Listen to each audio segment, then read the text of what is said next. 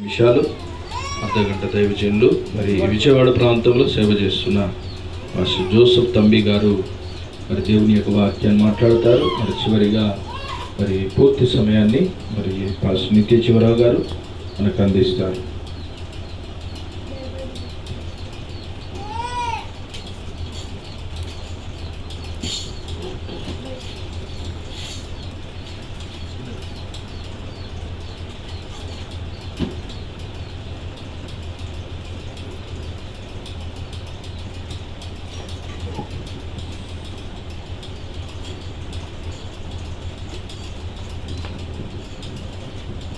దేవుని నామానికి మహిమ కలుగును గాక.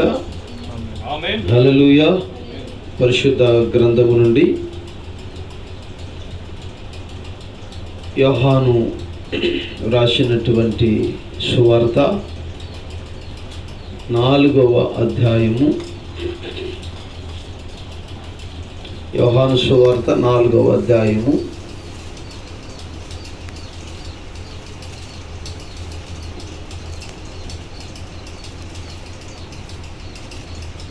మొదటి వచనంలో నుండి కొన్ని వచనాలు.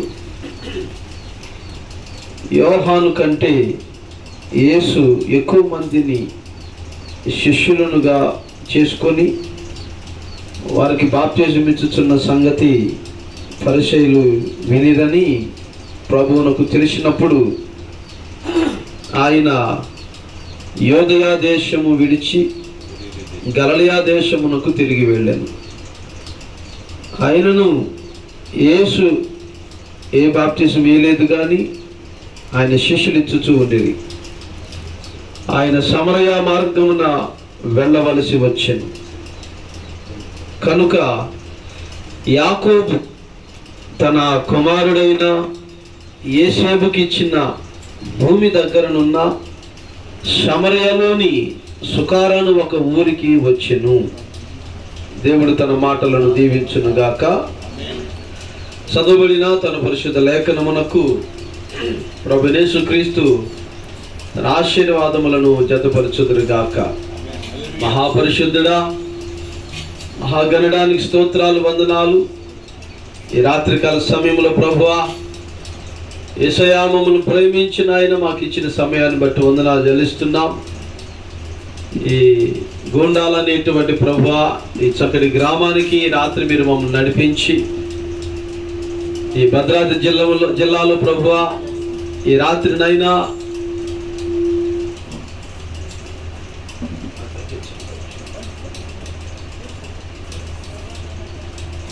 ఏర్పాటు చేయబడినటువంటి చక్కటి కూడికను నీ ఆత్మీయ ప్రత్యక్షతతో ప్రభువా మేము గ్రహించినట్లు సహాయం చేయండి. ఈ రాత్రి కూడిక మా అందరికి ఆశీర్వదకరంగాను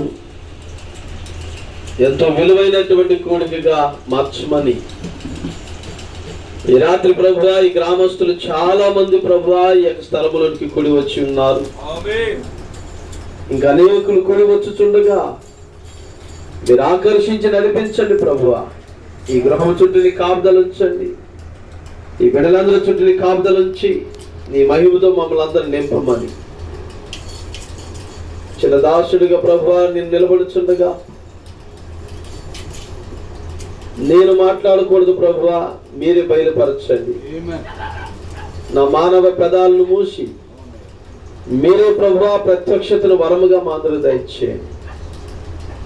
ఏం మాట్లాడాలో మాకు తెలియదు, కానీ నీ వధువుతో మీరే బయలుపరిచి నీవే మాట్లాడమని ఇక్కడ ఉన్నటువంటి ప్రభువా ఈ వధువు గ్రహించినట్టు సహాయం చేయమని, మహిమ ఘనత ప్రభావాలు మీరు ఒకరు పొందుకోమని ప్రభువైన యేసుక్రీస్తు నామం పేరిట అడుగుచున్నాము తండ్రి, ఆమేన్.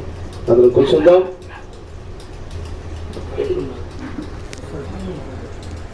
దయచేసి బయట మరి ఉన్నటువంటి బ్రదర్స్ సిస్టర్స్ ఎవరైతే ఉన్నారో దయచేసి అందరూ మరి లోనికి రండి.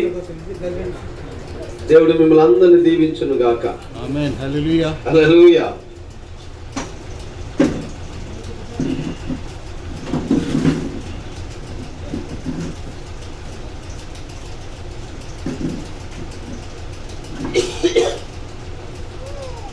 వచ్చారా? కూర్చున్నారా? రైట్, చాలా సంతోషం. హల్లెలూయా. మీరు కూడా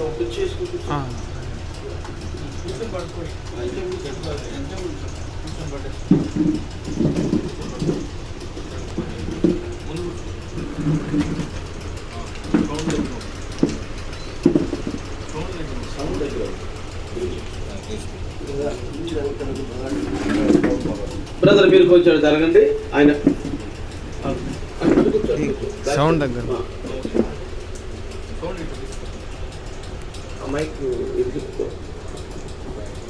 హల్లెలూయా, స్తోత్రం. అందరూ సంతోషంగా ఉన్నారా? హల్లెలూయా. మరి రాత్రి మీ చక్కటి గ్రామానికి మరి దేవుడు మమ్మల్ని అందరిని నడిపించటం, మరి మీ యొక్క సంఘ కాపరి గారైన కాళీ బ్రదర్ గారిని బట్టి ప్రత్యేకమైన వందనాలు తెలియపరుస్తున్నాం.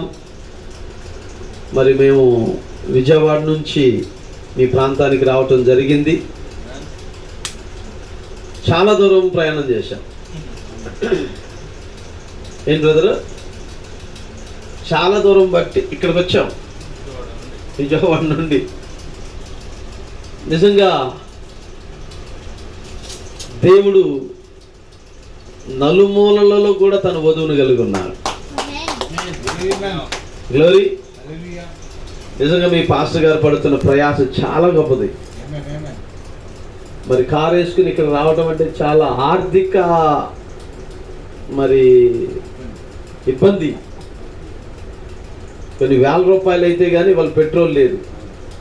మరి దాన్ని కూడా కాదనుకుని ఎలాగైనా ఇక్కడ ఒక సువార్తను, మరి ఈ కాలం యొక్క గడి యొక్క వర్తమానాన్ని మరి ప్రకటించాలనేటువంటి ఒక విరోచితమైనటువంటి పోరాటములో ఒక వీరుడిగా దేవుడి ప్రాంతానికి నడిపించాడు. దేవునికి స్తోత్రం కలుగును గాక. మరి మేమైతే పట్టణంలో సేవ చేస్తున్నాం, పక్కనే ఉండి గృహ దర్శనం చేస్తూ ఉంటాం. కానీ మరి మీ సేవకులు ఎంత దూరం రావటం, మరలా మీరు ఎంతో ప్రయాసపడి అంత దూరం ఆరాధనకు రావటం, really it's a grateful and a wonderful thing. చాలా అభినందన పరచవలసిన విషయం ఇది. గ్లోరీ. ఇది ఎలా ఉందంటే బైబిల్లో యేసు ప్రభు చాలా దూరాలు ప్రయాణం చేసినట్టే ఉంది. ఆయన కూడా ఒక ప్రాంతానికి సంబంధం ఉండదు. ఆయన యోధాన్ని విడిచిపెడితే గలిలీకి వస్తాడు, గలిలీ విడిచిపెడితే ఇంకో ప్రాంతానికి వెళ్తారు. కొండలని, మెట్టలని, పల్లెలని, పట్టణాలని ఆయన తనకున్నటువంటి ఆ కొంచెం కాలంలో యేసయ్య ఎక్కువ పరిచర్య చేశాడు. హల్లెలూయా. అలాగనే ఈ రాత్రి మరి నిజంగానే ఎత్తబాటు అనేటువంటి కార్యము మరి రెప్పపాటులో జరిగే కార్యం అయి ఉంది. మనకు ఇవ్వబడినటువంటి సమయం కూడా చాలా అల్పమైనది. మరి అల్పమైనటువంటి ఈ సమయంలో దేవుడిచ్చినటువంటి ఆ గొప్ప ప్రత్యక్షతను బయలుపరచడమే ఈరోజు పరిశుద్ధాత్మ కార్యమై ఉంది. హల్లెలూయా. దేవునికి స్తోత్రం కలుగును గాక. మరి మీ అందరూ చక్కగా సామాన్యతలో ఉన్నారు. ఇంత ఎండలో, ఇంత రేకుల మధ్య ఏమంటే మామూలు విషయం కాదు. చక్కగా నేల చూస్తే మీకు ఇది పరుపులాగా ఉన్నట్టుంది. అవే అంటే మా జీవితానికి మీ జీవితానికి చాలా వ్యత్యాసం ఉంది. నిజంగా చెప్పాలంటే ప్రభు రాకడలో మంచి బహుమానం మీకే వస్తుందని నేను నమ్ముతున్నా. రియల్ సిస్టర్, మీరు నమ్మండి. బ్రదర్ కాలేం కదా, చాలా సిగ్గుపడుతున్నాం మేమైతే ఈ విషయంలో. చాలా మేము బాగా రోషంతో సేవ చేయాలా మిమ్మల్ని చూసి. హల్లెలూయా. ఇక్కడ 2 ఉన్నారా, 3 ఉన్నారా, 100 మంది ఉన్నారా, ఎంతమంది ఉన్నారన్నది ముఖ్యం కాదు. యేసు క్రీస్తుని నిజంగా విశ్వసించుచున్న వారు ఎంతమంది ఉన్నారో అది కావాలా. గ్లోరీ. ఈ రాత్రి ఒక చిన్న అంశాన్ని ధ్యానం చేద్దాం. యోహాను సువార్త 4వ అధ్యాయము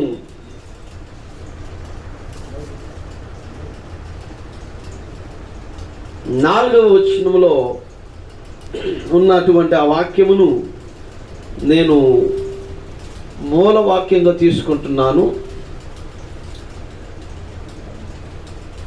and he must needs go through సమరయ.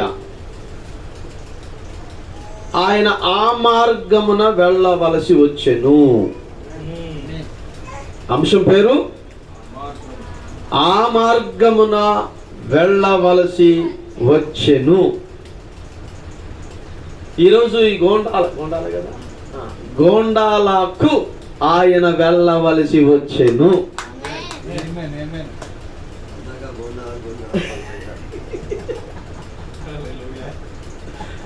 ఆమేన్. ఆయన వెళ్ళవలసినటువంటి ఏ ఏరియాకైనా ఆయన తప్పక వెళతాడు. ఎందుకు వెళ్ళాలి? ఎందుకు వెళ్తాడు? ఆయన సంబంధులు అక్కడ ఎవరో ఉన్నారు, వారిని ఆయన కలుసుకోవడానికి వెళ్తున్నారు. వారు ఎంతమంది అన్నది ప్రాముఖ్యమైనది కాదు. ఎందుకంటే వారు నిత్యత్వంలో, నిత్య జీవంతో, ఆయనతో సదాకాలం గడిపే మనుషులు అయి ఉన్నారు. హల్లెలూయా. వారు భూ సంబంధమైన మనుషులు కాదు, వారు పరలోకం నుండి ఈ లోకానికి దిగి వచ్చిన వాళ్ళు. కనుక ఆయన సంబంధులు ఎక్కడైతే ఉంటారో తప్పక ఆ వర్తమానము ఖచ్చితంగా ఆ వధువును కలుసుకుంటుంది. అది అడవైనను, అది కొండ ప్రాంతమైనను, అది మెట్ట ప్రాంతమైనను, అది లోయ ప్రాంతమైనను, అది మైదానమైనను, అది ఏ స్థలమైనప్పటికీ ఆయన సంబంధి గాని ఎక్కడైనా ఉంటే ఖచ్చితంగా యేసు అక్కడ ఉంటాడు. దేవుని స్తోత్రం కలుగును గాక. ఆ వ్యక్తిని కలుసుకుని ఆ వ్యక్తితో ఆయన ఏదైతే తన ప్రణాళికలో ఉందో, దేవుని చిత్తం ఏదైతే ఆ వ్యక్తిలో ఉందో తప్పక దాన్ని జరిగిస్తాడు యేసయ్య. నమ్ముదామా? హల్లెలూయా. ఇప్పుడు ఆయన ఆ మార్గమున వెళ్ళవలసి వచ్చెను. ఈ యోహాను సువార్త 4వ అధ్యాయము ప్రారంభము ఎలా జరుగుతుంది అనేది మనం చూస్తే చూడండి ఒకసారి. అక్కడ యోహాను సువార్త 4వ అధ్యాయము, మరి శిష్యులు మరియు బాప్తిజ కార్యక్రమాలు, మరి ఈ యొక్క విషయాలన్నీ కూడా మనం అక్కడ చూస్తున్నాం. అక్కడ బాప్తిజం ఇచ్చు యోహాను మరియు యేసు ఇద్దరు కూడా అక్కడ రంగం మీద ఉన్నారు. హల్లెలూయా. ఇక్కడ మనం చూస్తే యోహానుకి శిష్యులు ఉన్నారు, మరియు యేసయ్య కూడా శిష్యులు ఉన్నారు. అయితే యేసు ఎవరికి బాప్తిజం ఇవ్వాల? ఆయన శిష్యులే బాప్తిజం ఇస్తున్నారంట. గ్లోరీ. ఇప్పుడు నేను బాప్తిజం ఇచ్చాననుకోండి, ఇప్పుడు ఈ బ్రదర్కి, ఈయన ఇప్పుడు ఎవరిని వెంబడించాలా? నన్నే.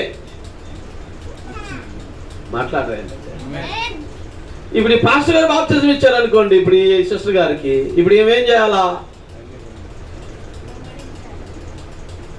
ఎవరు బాప్తిజం ఇచ్చారో వాళ్ళని వెంబడించాలా, అంతే కదా. ఇప్పుడు పాస్టర్ గారు ఎవరికో ఆ బ్రదర్ బాప్తిజం ఇచ్చాడు అనుకోండి, ఇప్పుడు ఆ బ్రదర్ ఏం చేయాలా? ఇప్పుడు ఆయన్ని వెంబడించాలా. ఇప్పుడు ముగ్గురు బాప్తిజాలు ఇచ్చాము, ఇప్పుడు ముగ్గురు వ్యక్తులు వెంబడిస్తున్నారు. Is it right? ఇది సరేనా? నేను ఈయనకి ఇచ్చా, ఈయన నన్ను వెంబడించాలా. ఈయన గారు ఏమికి ఇచ్చాడు, ఆమె గారు ఈయన వెంబడించాలా. ఆయన గారు ఆయనకి ఇచ్చాడు, ఆయన గారు ఈయన వెంబడించాలా. ఈరోజు పరిస్థితి అది. కానీ యేసు యొక్క విధానమైతే అది కాదు. శిష్యులు బాప్తిజం ఇస్తున్నారు, ఆమేన్. కానీ ఎవరికి ఈ శిష్యులు బాప్తిజం ఇస్తున్నారో వారందరూ యేసును వెంబడిస్తున్నారు. విషయం గ్రహించారా? అంటే ఇప్పుడు శిష్యులు గొప్ప, యేసు గొప్ప? అంటే ఇప్పుడు బోధే గొప్పది. వెంబడించాల్సింది దేనిని? బోధనే. హల్లెలూయా. బోధకుడు ఎవరు ఇప్పుడు అక్కడ? పేతురు కాదు, యోహాను కాదు, ఆంద్రేయ కాదు, ఫిలిప్పు కాదు. ఆమేన్. వారందరూ ఆయన చెప్పినట్టు వారు చేస్తున్నారు. మాట్లాడచ్చా? హల్లెలూయా. కానా పెండ్లిలో ఆయన ఏం చెప్పాడో అలాగనే వారు నీళ్లు తీసుకొచ్చి బాణలో పోసారా లేదా? మాట్లాడండి. నేను మాట్లాడుతుంది అర్థమవుతుందిగా. అంటే ఇప్పుడు ఎవరి మాట చెల్లుబాటు అక్కడ? బోధకుడి మాటే. బోధకుడి మాటను బట్టి ఎవరైతే ప్రవర్తిస్తారో ఖచ్చితంగా బోధ యొక్క శక్తిని మనం చూడగలుగుతాం. హల్లెలూయా. ఇప్పుడు నీరు ద్రాక్షరసం అయిపోయిందా లేదా? అయిపోయింది. దేన్ని బట్టి? శిష్యులు పోసిన నీళ్ళను బట్ట, యేసు చెప్పిన మాటను బట్ట. ఆమేన్, ఆమేన్. అలాగే ఇప్పుడు బాప్తిజం కూడా యేసు చెప్పినట్టుగా వారు చేశారు కనుక విశ్వసించిన ప్రతి వాడు యేసుని వెంబడించాడు. ఈ రాత్రి మనం అలాగనే జీవించాలా. హల్లెలూయా. దేవునికి స్తోత్రం కలుగును గాక. ఇలాగ చేయడంతో యోహాను బాప్తిజం పొందిన శిష్యుల కంటే కూడా యేసుకు శిష్యులు ఎక్కువైపోయారంట. ఈ సంగతిని ఎవరు తెలుసుకున్నారంట? అక్కడ పరిసయ్యులు విన్నారంట. ఓ యేసు గారికి బాగా శిష్యులు సంఖ్య పెరిగిపోతుంది. యోహానే మనం అనుకున్నాం, కానీ యోహాను కంటే ఇప్పుడు యేసుకి శిష్యులు ఎక్కువైపోయారు. హల్లెలూయా. అంటే మన యొక్క యోధా మతములో నుండి ఈ యోహాను అనేవాడు చాలా మందిని కన్వర్ట్ చేశాడు. ఇవాళ వరకు తలకాయ నొప్పి యోహానే అనుకున్నాం. ఇప్పుడు పెద్ద తలకాయ నొప్పి యోహాను కాదు, యేసే. దేవునికి స్తోత్రం కలుగునుగా. కనుక ఎప్పుడైతే యేసు మీద వాళ్ళు ఫోకస్ పెట్టారో, యేసుని ఏదో చేయాలని ఒక తలంపు ఆలోచన వచ్చిందో, ఇప్పుడు ఆయన ఈ ఆ యోధా ప్రాంతాన్ని విడిచిపెట్టేశాడంట. ఏదైనా ఒక సమస్య ఉందనుకోండి, కావాలని ఇరుక్కుంటామా ఏంది? సమస్యను బట్టి మనము చక్కగా మంచి నిర్ణయము తీసుకుని ఆ శ్రమలో నుండి ఆ షాదంలో నుండి మనం అలా పక్కకి వెళ్ళిపోవాలి. అంతేనా? కావాలని దూకుతామా? యేసు చూడండి, ముందు చూపును కలిగిన వ్యక్తి కదా. ఆయన ఏం చేస్తున్నాడు? ఇప్పుడు సమస్య ఏదో సృష్టించబడుతుంది అని ఎరిగి, హల్లెలూయా, ఆయన ఇప్పుడు యోధా ప్రాంతాన్ని విడిచిపెట్టేశాడు. విడిచిపెట్టి ఇప్పుడు ఆ మార్గము గుండా వెళ్ళవలసిన ఒక అవసరం ఏర్పడింది. గ్లోరీ. ఇది ఈరోజు మన యొక్క ధ్యానాంశం, లేక మనం వాక్యం ప్రకారంగా మనం ఇప్పుడు ముందుకు వెళుతున్న అంశం. Praise the lord. ఏమండి, అర్థమవుతుందా? అర్థమైన వాళ్ళు గట్టిగా చెప్పొచ్చా? సార్కి అర్థమవుతుందా? మీరు అటు ఇటు చూస్తున్నారు, ఇటు నా వైపు చూడాలా. మీరు అటు ఇటు చూస్తే మిస్ అయిపోతాం. ఆమేన్, ఆమేన్. నా వైపే చూడండి, ఇటు కూడా చూడొద్దు, అటు కూడా చూడొద్దు, ఎటు చూడొద్దు, నా వైపు చూడండి. ఆమేన్, ఆమేన్. ఇప్పుడు ఆయన యొక్క ప్రయాణ మార్గమును మనం ఇప్పుడు చూద్దాం. అక్కడ ఏమనుంది? ఆయన ఇప్పుడు యోదాయ ప్రాంతాన్ని వదిలిపెట్టేశాడు. చూడండి, బైబిల్ చదవండి. ఆయన జుడియా ప్రాంతాన్ని, ఆ యోధా ప్రాంతాన్ని పూర్తిగా విడిచిపెట్టేశాడు. ఎందుకంటే వచ్చిన పని ఆయనది అయిపోయింది. హల్లెలూయా. ఎంతమంది ఆ దినమున యేసుని వెంబడించాలని నిర్ణయించబడ్డారు. ఆ ప్రాంతం వాళ్ళు వెంబడించడం అయిపోయింది. గ్లోరీ. దానికి కావలసినటువంటి సమాచారం పెద్దోళ్ళకి వెళ్ళిపోయింది. ఇప్పుడు ఇంకా అక్కడ ఎవరు కూడా లేరు. కానీ ముందు నిర్ణయములో ఉన్న వ్యక్తి కోసం ఇప్పుడు తన ప్రయాణాన్ని దిశను మార్చుకున్నాడు ఆయన. హల్లెలూయా. ఇప్పుడు 4వ వచనం, ఆయన సమరయ మార్గమున వెళ్ళవలసి వచ్చెను.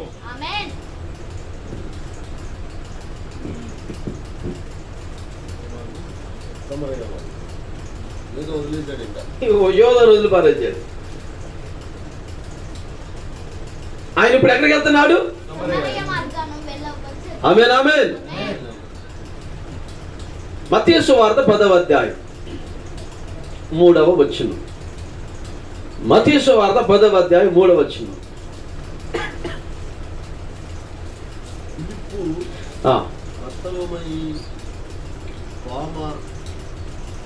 మత్తయి సువార్త 10వ అధ్యాయము ఇదేనండి.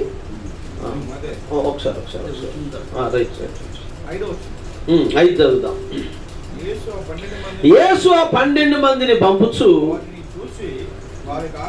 వారిని చూచి వారికి ఆజ్ఞాపించినది ఏమనగా,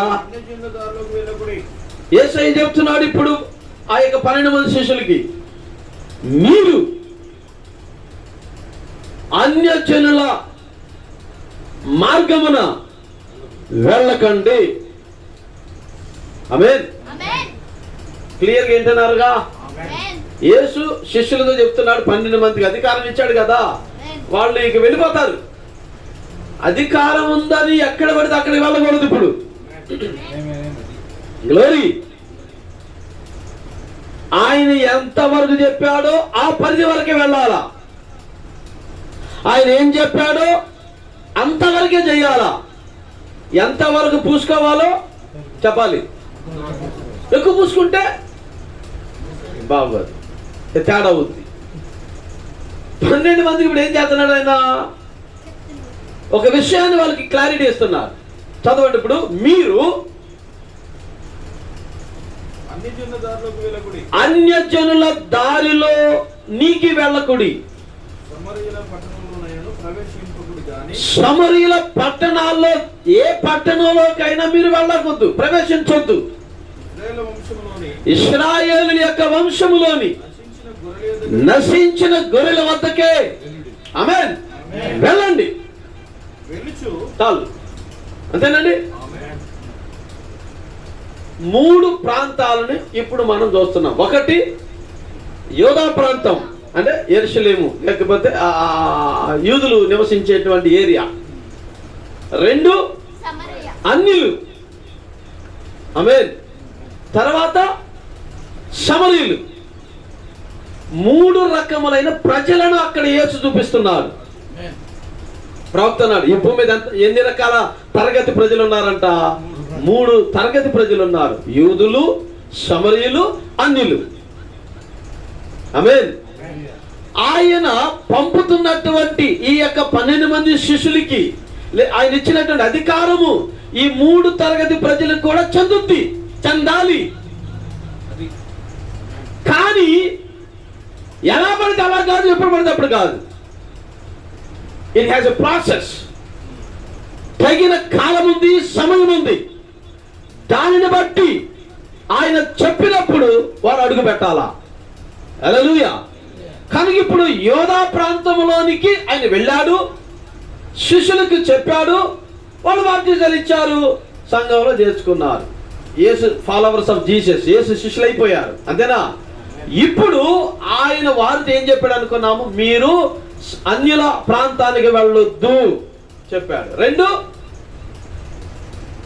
సమరయుల ప్రాంతానికి వెళ్ళొద్దు. ఆమేన్ ఆమేన్.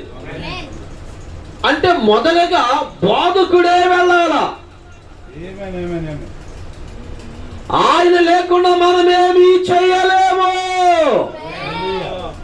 ఈ రాత్రి ఈ ప్రాంతానికి మాకు మేముగా వస్తే మా వల్ల ఏమీ కాదు. కానీ మాకంటే మిమ్మల్ని సిద్ధపరిచిన పరిశుద్ధాత్మ దేవుడు ఇక్కడుంటే హల్లెలూయా పరిశుద్ధ కార్యము జరుగుద్ది. దేవుడు పిలుచుకున్న మనుషుడు బయలుపరచబడతాడు. హల్లెలూయా. కనుక ఇప్పుడు యేసే ఆ ప్రాంతంలోనికి ఆ తండ్రి యొక్క చిత్తాన్ని ఆయన తీసుకుపోవాలా. యోధా ప్రాంతం అయిపోయింది, ఇప్పుడు ఆయన సమరయ ప్రాంతానికి రావాలన్నమాట. శిష్యులు పోకూడదు. హల్లెలూయా. శిష్యుల వాక్యం చెప్పకూడదు, శిష్యులు బయలుపరచకూడదు, శిష్యులు ఏమి మాట్లాడకూడదు. ఎందుకంటే పరలోక రాజ్యము తాళపు చెవి ఇంకా ఆయన దగ్గరే ఉంది. ఆయన పేతురికి ఇవ్వలేదు, మరొక శిష్యుడికి ఇవ్వలేదు. ఇంకా ఆయన ఇంకా భూమి మీద ఉన్నాడు కనుక ఆయనే ఆ ద్వారపు తలుపులన్నిటిని తెరుస్తాడు. ఆ ప్రజలందరికీ రక్షకుడు ఆయన అయి ఉన్నాడు కనుక ఆ రక్షణ సువార్తను ఆయనే మోసుకుని పోవాలా. గ్లోరీ. కనుక యేసు ఇప్పుడు యూదులు ద్వారం తెరవబడింది, ఇప్పుడు చెప్పాలి సమరయులకు వస్తున్నాడు. అందుకని ఇప్పుడు అక్కడ రాయబడిన మాట మనం చదువుదాం. 4వ వచనం, యోహాను సువార్త 4:4.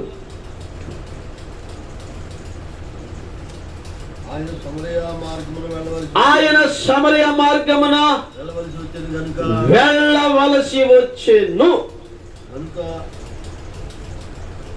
కనుక యాకోబు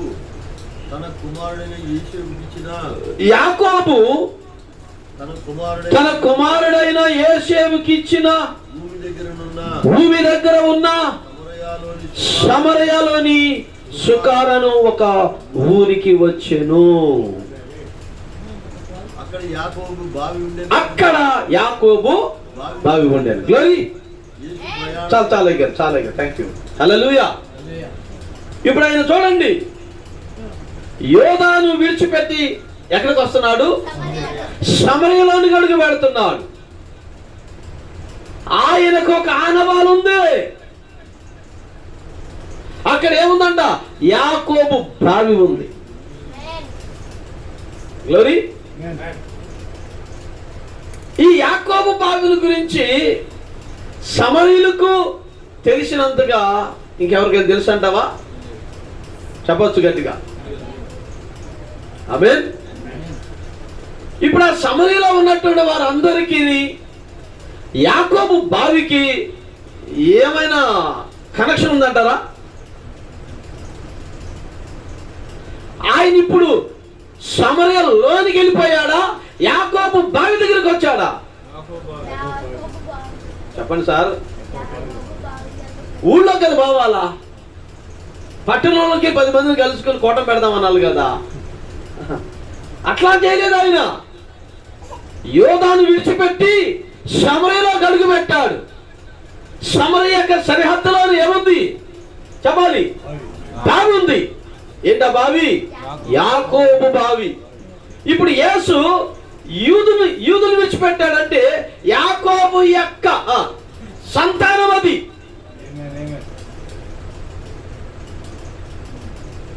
ఇప్పుడు యాకోబుకు సంబంధించినటువంటి ఇంకొక ఆనవాలు ఏదో ఉంది. ఇప్పుడు దేవుని స్తోత్రం చెబుతాం. గ్లోరీ. నా మాటలు అర్థం అవుతుందియా?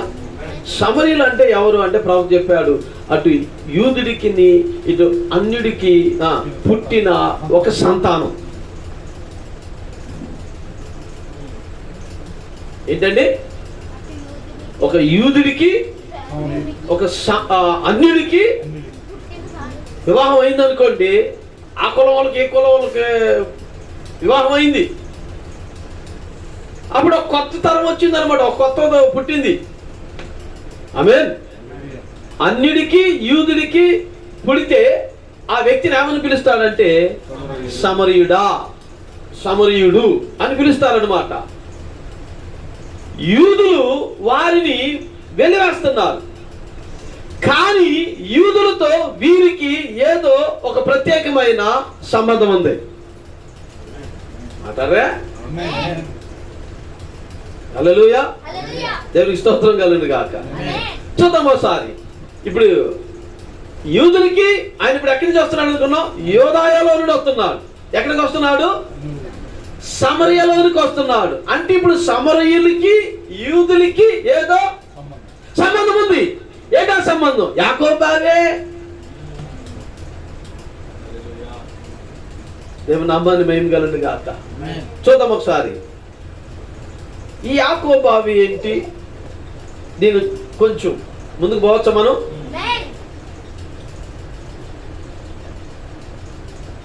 యెహోషువ గ్రంథము 24వ అధ్యాయము. యెహోషువ గ్రంథము 24వ అధ్యాయం.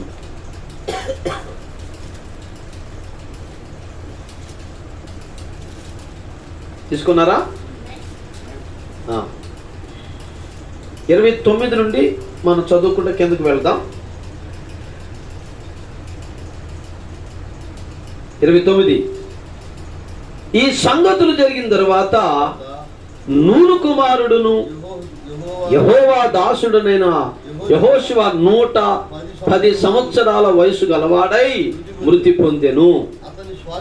అతని స్వాస్థ్యపు సరిహద్దులుగా నున్న తిమ్నా తెరహాసులో అతడు పాతి పెట్టబడెను. అది ఎఫ్రాయిమీల మన్యములోని గాయుషు కొండకు ఉత్తర దిక్కున ఉన్నది. ఇక్కడ ఎవరు మనం చూస్తున్నాం సార్? యెహోషువ 110 సంవత్సరాల వయసు నుండి చనిపోయాడంట. అంటే మోషే తర్వాత ఇశ్రాయేలు నడిపించింది యెహోషువ, వారి నాయకుడు యెహోషువ. ఇప్పుడు 110 సంవత్సరాలు మరి ఇశ్రాయేలు ప్రజలతో ఉండి దేవుడు చెప్పినదంతా కూడా చేసుకుంటా ఆ ప్రజల పక్షంగా ఉంటూ దేవుడు ఏమైతే వారితో చెబుతున్నాడో అవన్నీ కూడా యెహోషువ చేసుకుంటా మరి 110 సంవత్సరాలు అతని కాలాన్ని ముగించాడు సార్. చచ్చిపోయాడు.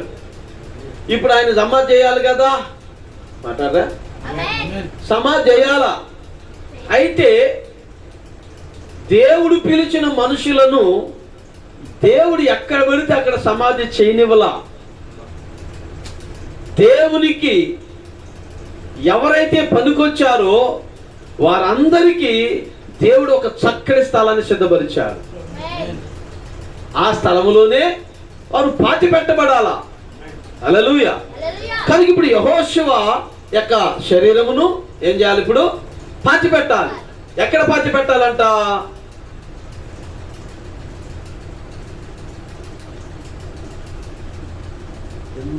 30 వచనం. అతని స్వాస్థ్యపు సరిహద్దులో గానున్న యోదాకి సమరయాకి మధ్య సరిహద్దు యాకోబు బావి.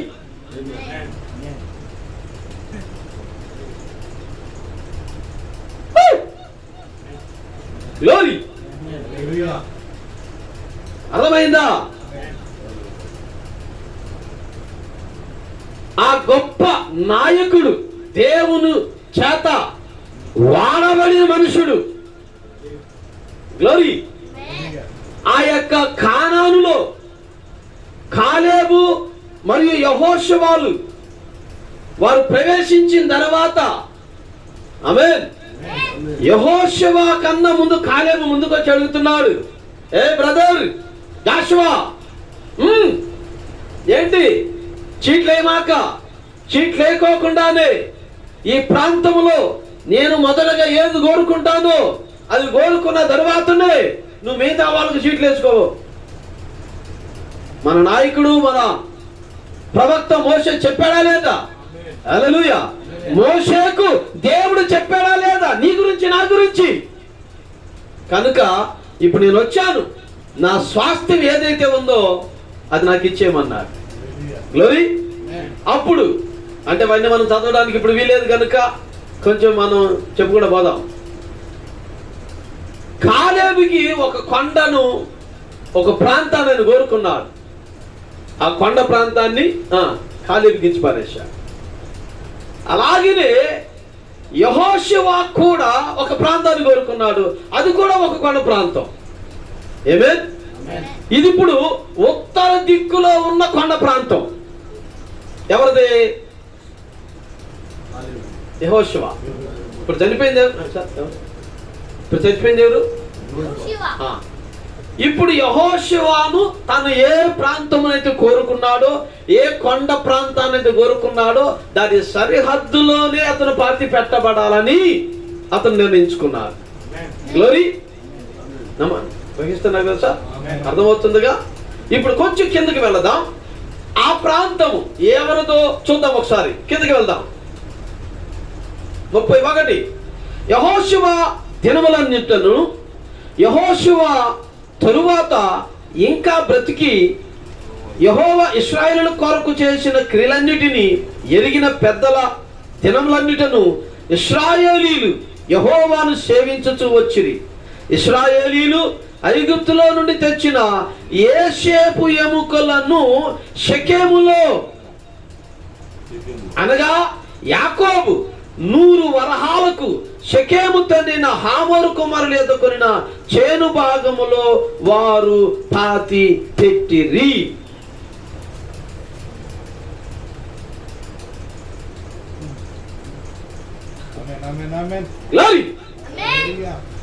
యెహోషువ కంటే ముందుగా ఆమేన్ ఆ ప్రాంతము ఎవరి భాగమై ఉందంట? దేవుడు ఎవరికి సిద్ధపరిచాడు? యోసేపుకి. కానీ యోసేపు రాలా. యోసేపు ఐగుప్తులో చనిపోయాడు, నిజమేనా? కానీ ఒక ప్రవచనాన్ని తన సహోదరులు పితరులకు చెప్పాడు. ఇదిగో దేవుడు తప్పకుండా మీకు దర్శనమిస్తాడు, కనుక నన్ను ఈ ఐగుప్తులో సమాధి చేయమాకండి. అవునా? నన్ను ఎప్పుడైతే దేవుడు దర్శనమిస్తాడో అప్పుడు నా ఎముకలు తీసుకుని పోయి మీరు అక్కడ సమాధి చేయండి అన్నాడు. దేవుని స్తోత్రం చెప్దామా? అప్పుడు వరకు యోసేపు ఎముకలను సమాధి పెట్టిలోనే ఉంచారు. ప్రవక్త అన్నాడు, ప్రతిరోజు ఇశ్రాయేలులతో యోసేపు మాట్లాడుతూ ఉన్నాడంట. వాళ్ళ మధ్యలోనే ఆ శవపీఠకు ఉండేదంట. దాన్ని ఎప్పుడు చూసుకుంటా వెళ్ళటం, మళ్ళా లోనికి రావటం. ఏమే అంటే యోసేపు వారి ముందు, వారి ఎదుటే చచ్చిపోయినను బతుకున్నలాగానే కనబడుతున్నారు. ఆమేన్. ఆ సమాధి పెట్టింది చూసి ప్రతిసారి చెప్పాలి, అతని మాట మిగతా ఇశ్రాయేలు అందరికి వినబడుతుంది అన్నమాట. ఏంటా మాట? ఆయన తప్పక వచ్చును. మన అబ్రహాము దేవుడు, మన తండ్రి అయిన యాకోబు దేవుడు, మన దేవుడు తప్పక దర్శనము ఇచ్చును. ఒక వాగ్దానముగా ఆ శవపేటిగా మాట్లాడుతుంది. ఆ యోసేపు ఎముకలు మాట్లాడుతున్నాయి. పెట్లో భద్రపరిచారు వాళ్ళు. క్రైస్తవులు కూడా చచ్చిపోతే ఏం చేస్తారు? కాల్చరు, పెట్లో భద్రపరుస్తారు. ఏంటా భద్రత? ప్రాప్తున్నాడు, ఇట్స్ ఏ సీల్, అదొక ముద్ర. దేవుడు ఏం చేశాడు? ముద్ర వేశాడు, దాన్ని ఎవడు దిగకూడదు. ఇక హల్లెలూయా. నా మాటలు అర్థమవుతున్నాయా అండి? మిగతా వారు చనిపోతే ఏం చేస్తారు?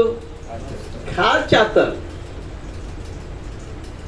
కాల్చకూడదంటే ఇప్పుడు ఏం చేయాలా? వాటిని భద్రపరచాలా. ఒక దినం ఆయన స్వరం విన్నప్పుడు అవన్నీ లెగుస్తాయి. నిజమేనా? మాట్లాడచ్చు గట్టిగా, నిజంగా చెప్పండి. సంతోషంగా ఉన్నారా? హల్లెలూయా. సమాధిలో ఉన్న ప్రతి వారు తిరిగి లేపబడతారా లేదా? అది కనుక ఇప్పుడు యేసునందు విశ్వాసం ఉంచిన వారికి ఏముంది? తిరిగి లేచుట, పునరుద్ధానము కలదు. హల్లెలూయా. ఇప్పుడు యోసేపు హస్తికలు, యోసేపు ఎముకలు ఇదిగో ఇప్పుడు ఆ స్థలానికి వస్తున్నాయి. అంటే యెహోషువ ఏ స్థలాన్ని ఎంచుకున్నాడు? ఇప్పుడు మాట్లాడాలి. నేను చెప్తుంది అర్థమవుతుంది కదా? మాట్లాడొచ్చుగా ఫ్రీగా. మరి ఎందుకు అట్లా బీసుకూర్చున్నారు? యెహోషువ యొక్క సమాధి ఎక్కడ జరుగుతుంది? ఇప్పుడు యోసేపు ఎముకలను ఎక్కడ పాతి పెట్టారో అక్కడనే. హల్లెలూయా. దేవుని స్తోత్రం కలుగును గాక. రైట్. ఇప్పుడు కొన్ని విషయాలు మనం చూద్దాం. ఇప్పుడు ఆ స్థలం ఏదైతే ఉందో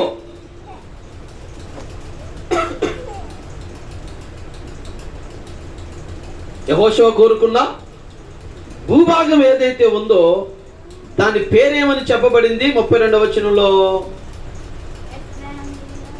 షెకెము. ఆ ప్రాంతం పేరేంటండి? ఇది ఒక వ్యక్తి పేరు, తర్వాత అది ప్రాంతం అయింది. ఈ షెకెములో 100 వరహాలకు యాకోబు ఏం చేశాడంట? ఆ ప్రాంతాన్ని కొన్నాడు.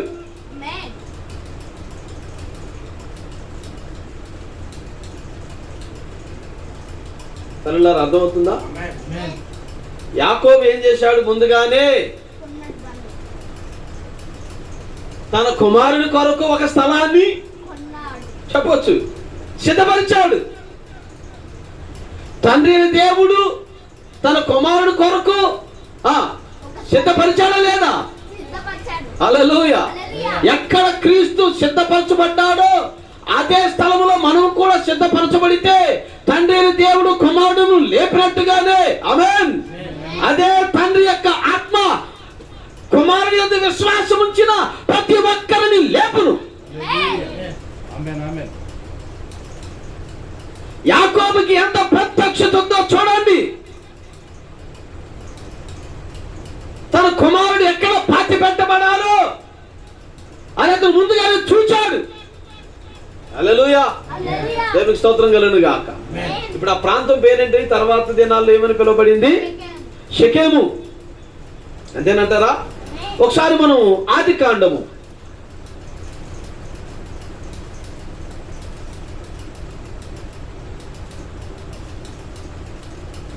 ఆదికాండము 48వ అధ్యాయము 21 నుండి 22 వచనాలు ఒకసారి చూద్దాం. ఆదికాండము 48 అధ్యాయము. అందరూ సంతోషంగా ఉన్నారా? ముందు కథలొచ్చా?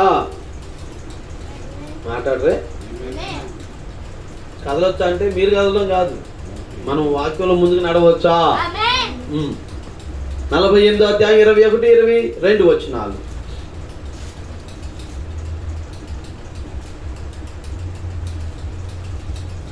ఆ దినమందు అతడు వారిని మరి ఇశ్రాయేలు, ఇదిగో నేను చనిపోవచ్చున్నాను, అయినను దేవుడు మీకు తోడై ఉండి మీ పితరుల దేశమునకు మిమ్మును మరలా తీసుకొని పోవును. నేను నీ సహోదరుల కంటే నీకు ఒక భాగము ఎక్కువగా ఇచ్చి తిని, అది నా కత్తితోనూ నా వింటితోనూ అమోరీల చేతిలో నుండి తీసుకొంటినని యోసేపుతో చెప్పెను.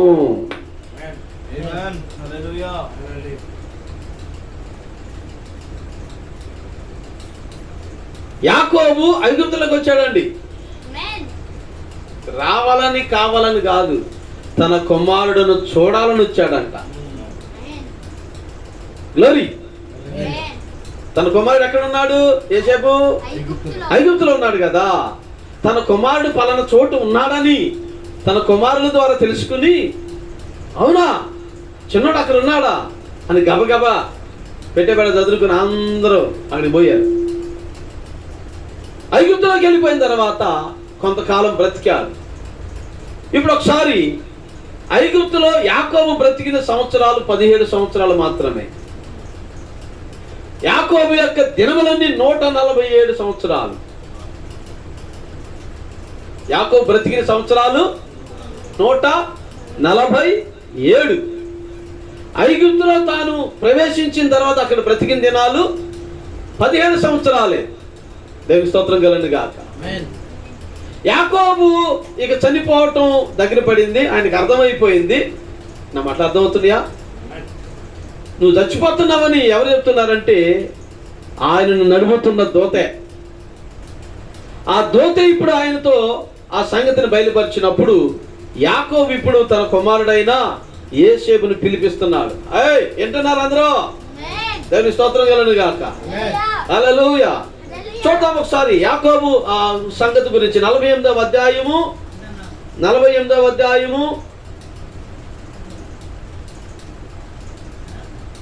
5వ వచనం. ఇదిగో నేను ఐగుప్తునకు నీ యొద్దకు రాక మునుపు ఐగుప్తు దేశంలో నీకు పుట్టిన నీ 2 కుమారులు నా బిడ్డలే.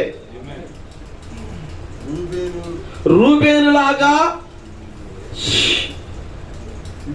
షిమ్యోనులాగా ఎఫ్రాయిము మనష్షేలు అలా. హల్లెలూయా. ఒక క్లారిటీ ఇస్తున్నాడు యోసేపుకి. కొంచెం నన్ను అర్థం చేసుకోగలుగుతారుగా? పర్లేదుగా?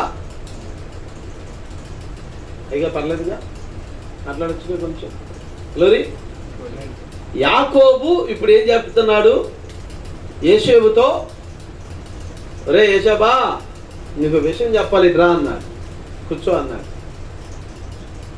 ఎందుకంటే తండ్రి చచ్చిపోయేటట్టున్నాడు, కాయలా పడ్డాడు, రోగి ఉన్నాడని సమాచారం తెలుసుకుని గబగబా పరిగెత్తుకొచ్చాడు. ఈయనేం చెప్తున్నాడు ఇప్పుడు కూర్చోబెట్టి? కొన్ని ముఖ్యమైన అప్పగింత సంగతులు చెప్తున్నాడు. కూర్చోనా, నీతో మాట్లాడాలా, కూర్చోని పెట్టడం, నీతో కొన్ని విషయాలు చెప్పాలా. ఏంటంటే నువ్వు ఇక్కడికి వచ్చిన తర్వాత ఒక అమ్మాయిని పెళ్లి చేసుకున్నావు. అమ్మాయి పేరేంటి? అసెనతు. యోసేపు వివాహం ఆడిన అమ్మాయి పేరేంటి? ఐగుప్తురాలు పొతిఫరు యాజకురాలు యొక్క కుమార్తె. నువ్వు ఈ ప్రాంతానికి వచ్చి ఇక్కడ సెటిల్ అయిపోయావు, బాగుంది. నువ్వు ఒక అమ్మాయిని వివాహము ఆడావు, నీకు 2 పిల్లలు పుట్టారు. ఆ 2 ఎవరో తెలుసా? వారు నీ బిడ్డలు కాదురా, నా బిడ్డల వాళ్ళు. ఒక్కసారి యోసేపుకి ఏం అర్థం కాల. తన తండ్రి ఏం మాట్లాడుతున్నాడో యోసేపుకి ఏం గ్రహింపుకి రాలా. అయినా సరే యోసేపుకి సంగతిను యాకోబు బయలుపరుస్తున్నాడు.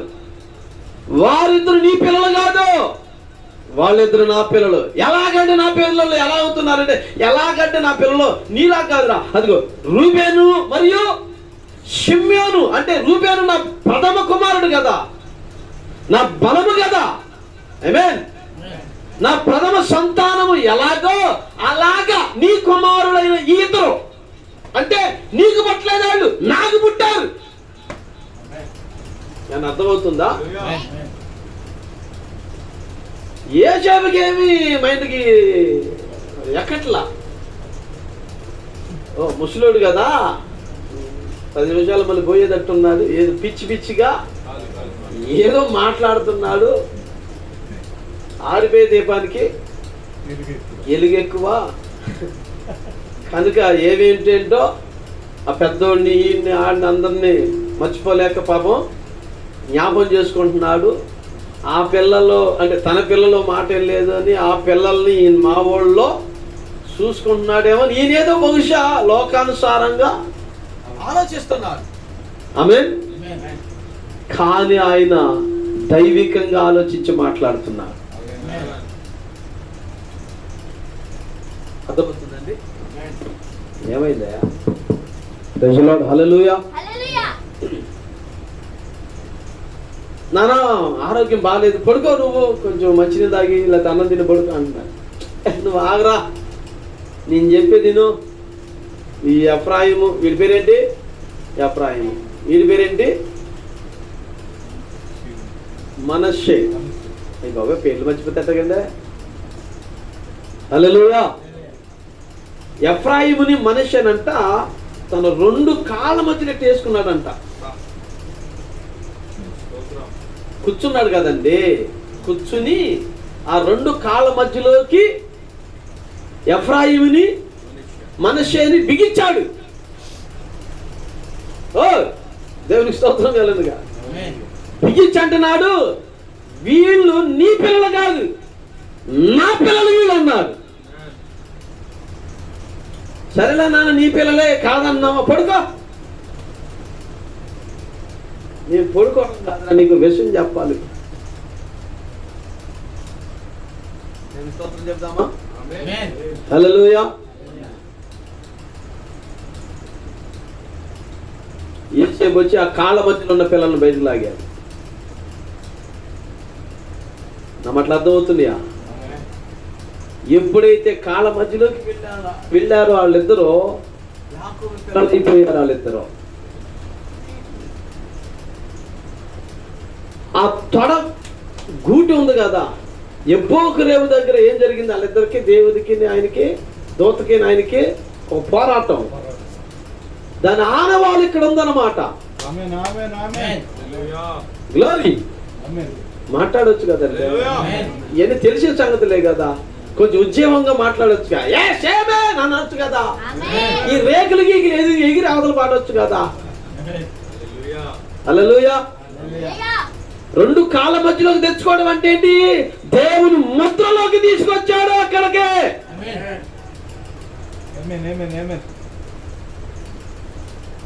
వాళ్ళు శారీరకంగా పుట్టారేమో, ఇది ప్రత్యక్షతలో వచ్చినటువంటి సంతానం ఇది. ఇప్పుడు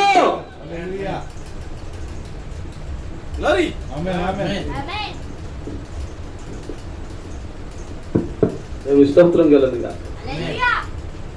యాకోబు ఇప్పుడు మాట్లాడుతున్నాడు అన్నమాట.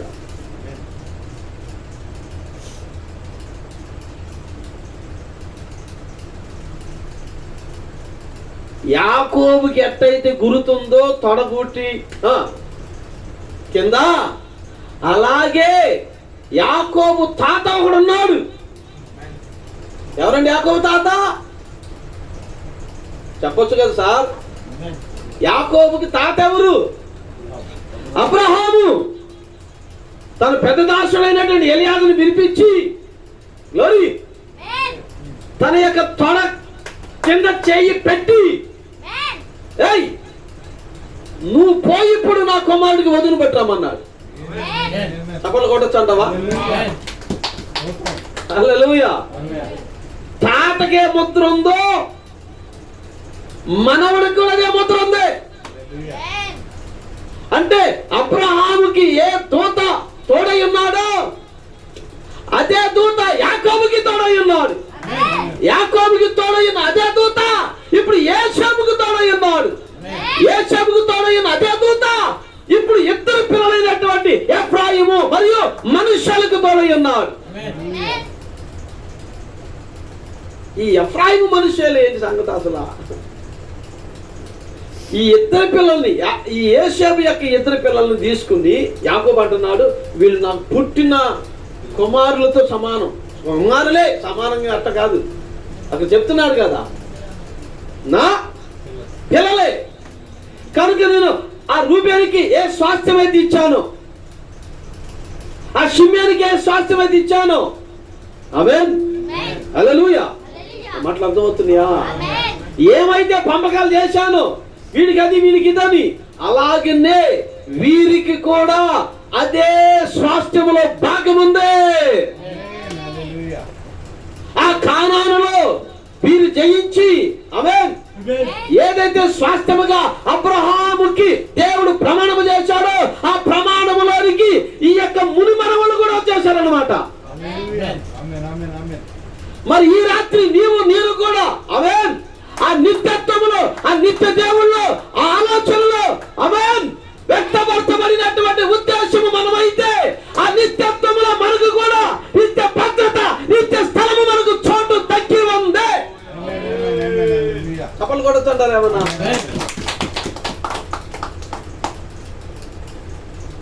కనుక ఓ వధువా ధన్యురాలు, ఓ నీ పంట 10 మూటలైంది.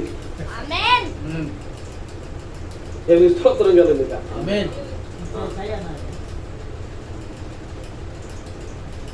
యోసేపు యొక్క బిడ్డలుగా వచ్చిన ఎఫ్రాయిముకి, మనష్షేకి యాకోబు పిల్లలవడాన్ని బట్టి ఆ స్వాస్థ్యము 12 గోత్రాలకు పంచాలి కదా.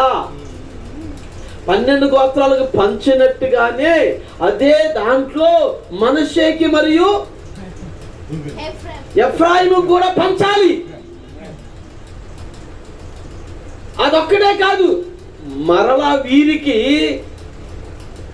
యాకోబు భాగం ఉంది. మరలా ఆ యాకోబు భాగం ఏదైతే ఉందో హల్లెలూయా. వింటితోను మరియు కత్తితోను ఆయన ఏదైతే సంపాదించాడో, గ్లోరీ, హల్లెలూయా, అందులో వీళ్ళకి హాఫ్ అర్ధ భాగం ఉంది. మళ్ళా యాకోబు భాగం ఉంది కదండి, ఆ యాకోబు భాగం మళ్ళీ ఏం చేస్తున్నాడు? మనష్షేకి కొంత, ఎఫ్రాయిముకి కొంత, అర్ధ గోత్రాలు అయ్యింది అన్నమాట. అది ఎంతమందికి అర్థమవుతుంది? గ్లోరీ. ఈ స్వాస్థ్యము పంచిన తర్వాత, మనష్షేకు ఎఫ్రాయిముకి స్వాస్థ్యం ఇచ్చిన తర్వాత, అటడొచ్చుకొచ్చు గట్టిగా హల్లెలూయా. ఇప్పుడు మనష్షే ప్రాంతములో, అంటే మనష్షే మన్యం అంటారు దాన్ని. అలాగే ఎఫ్రాయిముకి ఇచ్చిన భాగం ఏదైతే ఉందో దాన్ని ఎఫ్రాయిము మన్యం అన్నారు. ఇప్పుడు మనందరం ఉన్నది ఏంటి? ఒక మన్యమేగా. మన్యం అంటే అడవి. కొట్టుకుని ఎవరికి కావాల్సింది అంత ఆక్రమించండి అంటే ఏం చేస్తారు? నరుక్కుంటమేక తవ్వుకుండా వెళ్ళిపోయి ముందే కర్రలు బాచేస్తాం, ఎర్ర జెండ కరిపేస్తాం. ఆమేన్. అట్లానే ఎఫ్రాయిముకి ఒక మన్యం ఉంది, ఒక అడవి ప్రాంతం. అది ఆ ప్రాంతంలో శత్రువులు ఉంటారు. అక్కడ ఉన్నటువంటి రాజులతో వీరు యుద్ధం చేయాలా, ఆ అడవి అంతా నరుక్కోవాలా, అదంతా కూడా స్వాస్థ్యంగా ఆక్రమించుకోవాలా. అదంతా శత్రువు యొక్క గవిని, శత్రువు యొక్క గవిని వీరుడు స్వాధీనపరచుకోవాలా. అలాగా ఈ ఎఫ్రాయిము మరియు మనష్షేలకి మన్యాలు ఇచ్చాడు. మాట్లాడుతుంది. ఈ మన్యాల్లో యెహోషువ ఆశ్రయపురాలు కట్టాడు. మొత్తం ఆశ్రయపురాలు ఎన్ని? హల్లెలూయా. 6 ఆశ్రయపురాలు ఉన్నాయి. యోర్దానికి అవతల, యోర్దానికి యువతల. మాట్లాడుతున్నాయా? యోర్దానికి గట్టిగా అవతల 3 ఆశ్రయపురాలు ఉన్నాయి. అది మనష్షే యొక్క భాగం. అది యోర్దాను క్రాస్ చేసి వచ్చిన తర్వాత ఎఫ్రాయిం యొక్క మన్యములో మరలా ఆశ్రయపురాలు కట్టాడు. ఈ ఎఫ్రాయిం యొక్క మన్యములో ఉన్నటువంటి ఆశ్రయపురం పేరే షెకెం. చప్పట్లు కొట్టచ్చు అంటావా? వదిలేండి, అడిగి కొట్టించుకోండి ఇంటికి. ఏముంది?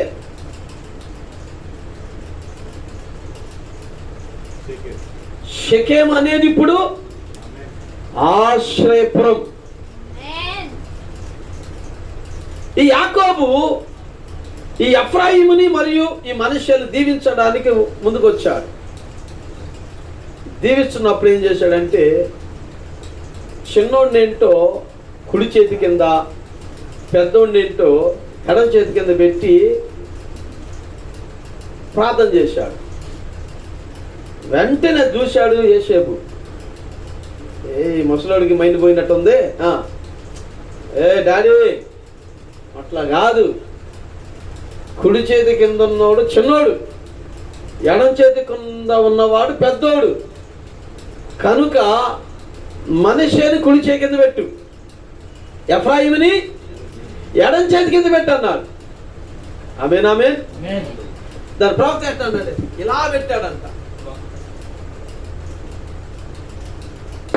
ఆ ఇద్దరు అలా వచ్చారు కదా, ఎఫ్రాయిం మీద రైట్ హ్యాండ్, మనష్షే మీద లెఫ్ట్ హ్యాండ్. ఏంటిది? కల్వరికి సూచన.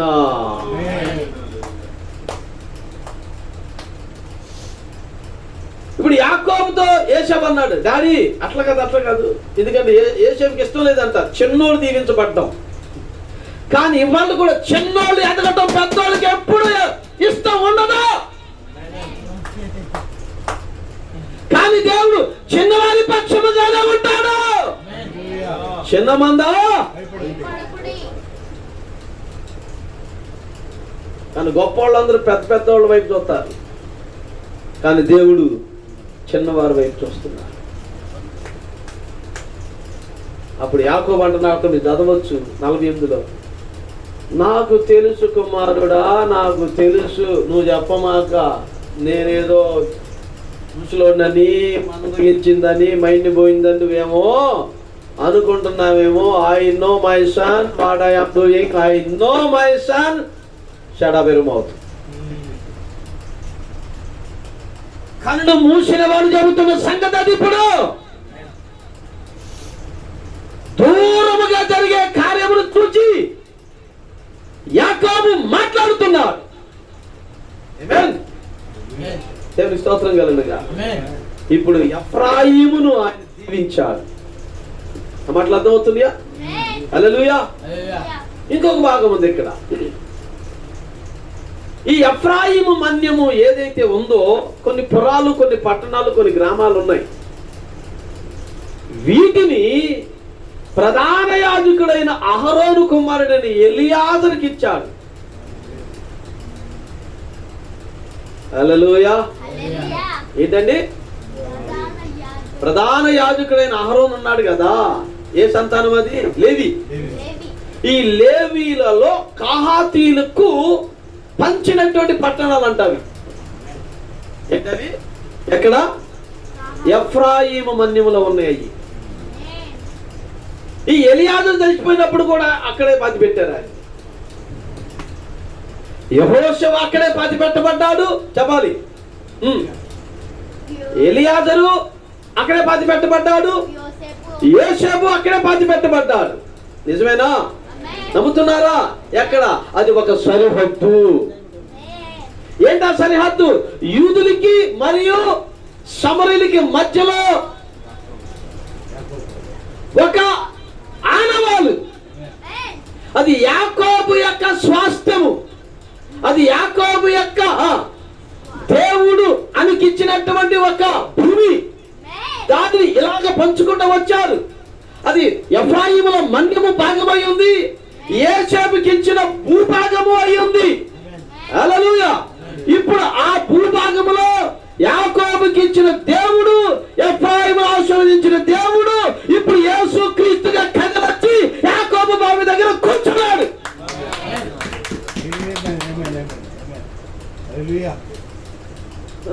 ఎవరి అమ్మాయి? సుకారాను ఊరిలో నుండి మధ్యాహ్నం ఆమె బయలుదేరి ఒక కడవను పట్టుకుని వస్తుందంట, ఒక కొండ పట్టుకుని వస్తుందంట. అవునా? మాట్లాడండి. ఆయన ఒక యోధాను ముగించుకుని ఇప్పుడు ఆయన వెళ్ళవలసిన అవసరం వచ్చింది. ఇప్పుడు ఆయన దయా సంకల్పం ఇప్పుడు నెరవేరవలసిన గడి ఆసనమైంది. అలా ఆమెను పిలుస్తుంది. ఇప్పుడేక ఆయన సంబంధిని పిలవడం ప్రారంభించాడు ఆయన. అందుకనే ఆ యొక్క 12 మంది శిష్యుల్ని మీరు పోయి కేకులు పట్టుకురండి అన్నారు. మాట్లాడొచ్చు గట్టిగా. వాళ్ళు అక్కడ ఉండొచ్చా, ఉండకూడదా? కొంచెం ఆలోచించి చెప్పొచ్చు నాకు. 12 మంది శిష్యులు తమ బోధకుడి దగ్గర ఉండొచ్చా, ఉండకూడదా?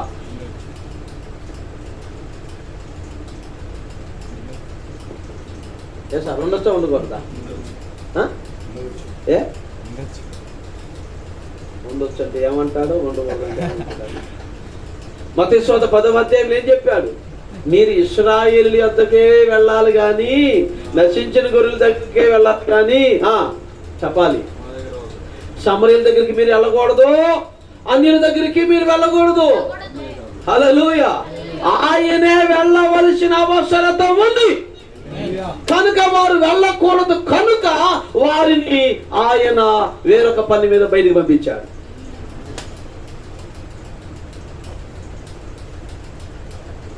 ఆయన ఇప్పుడు ఆయన పిలుస్తున్నాడు తన భాగాన్ని. ఇప్పుడు ఆ బావి దేనికి గుర్తున్న పూర్వకాలంలో ఇది మాది, ఇది మాకు చెందింది, ఈ ఏరియా అంతా మాది అని చూపించాలంటే ఒక ఆనవాలుగా ఒక బావిని దొరుకుతారన్నమాట. అబ్రహాము దినాల్లో కూడా ఏం జరిగింది చెప్పండి? బావిని తవ్వుతుంటే శత్రువు వచ్చి పూర్తి చేస్తున్నాడు. అవునా? అలాగనే బావులు దేనికి? అది వారికి చెందింది అన్నదానికి ఒక సూచన. ఇప్పుడు యాకోబు కూడా ఆ భూభాగము తనకు చెందింది అని చెప్పడానికే అక్కడ యాకోబు లేకపోతే యాకోబు పిల్లలు ఎవరు ఏం చేశారు? ఆ భూభాగంలో ఒక ముయ్యిని తవ్వారు. అందుకని ఆ నూతికి ఏమని పేరు వచ్చింది? ఇప్పుడు యాకోబు బావి. హల్లెలూయా. ఇప్పుడు యాకోబు దేవుడు ఎవరు? యేసయ్య. యాకోబు దేవుడు యేసు కనుక ఇప్పుడు ఆ యాకోబుని పిలిచిన వాడు అక్కడ కూర్చున్నాడు. యాకోబుకి సంబంధించినటువంటి ఆవిడ ఇప్పుడు రావాలి. హల్లెలూయా. మనం ప్రవక్త వర్తమానంలో చదివితే ఆమంట వచ్చే సమయం గురించి మాట్లాడుతున్నారు. యోహాను సువార్త 4వ అధ్యాయంలో మీరు చదవండి ఒకసారి. ఆ యోహాను సువార్త 4వ అధ్యాయంలో సుకారా అనే పట్టణంలోంచి ఆమె బయలుదేరుతుంది యాకోబు బావి దగ్గరికి.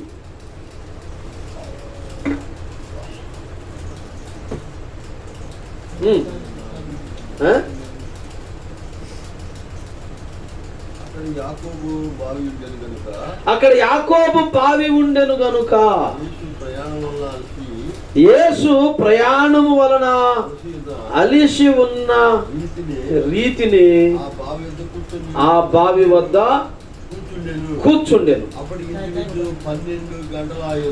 హల్లెలూయా. Now Jacob's well was there. Jesus therefore, being wearied with his journey, sat thus on the well, and it was about the 6th hour. తెలుగులో ఏమనుంది? తెలుగులో ఎన్ని గంటలో సమయం? అమ్మా చదువుతా. ఎంత సమయం? ఎంత గట్టిగా? 12 గంటలు.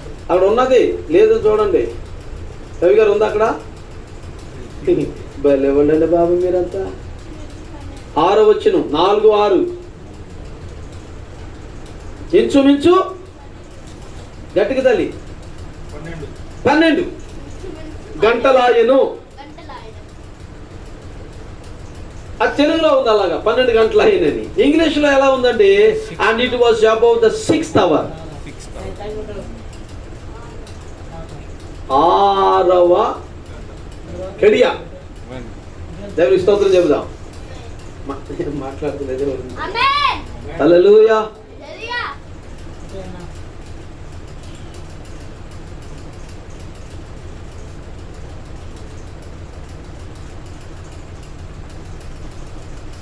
6th hour అంటే ఫస్ట్ అవర్ ఉన్నట్టేగా. దేవుని స్తోత్రం చెబుదాం. క్రొత్త నిబంధనలో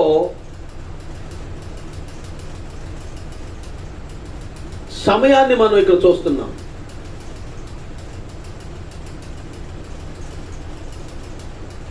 ఉదయం 6 గంటల నుంచి 9 గంటలు సమయం ఉంది కదండి. ఏంటండి?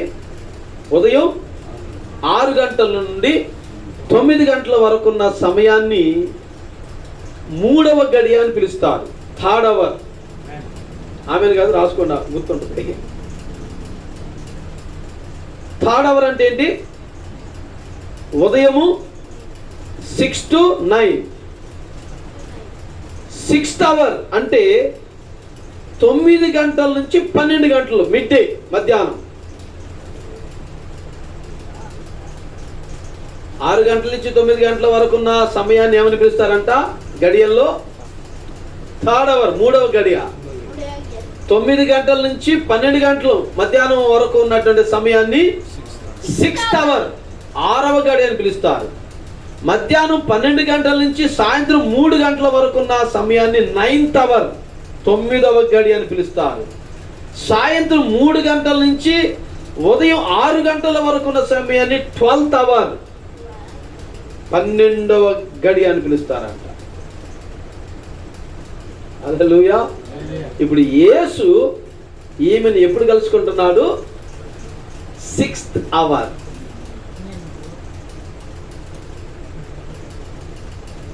హల్లెలూయా.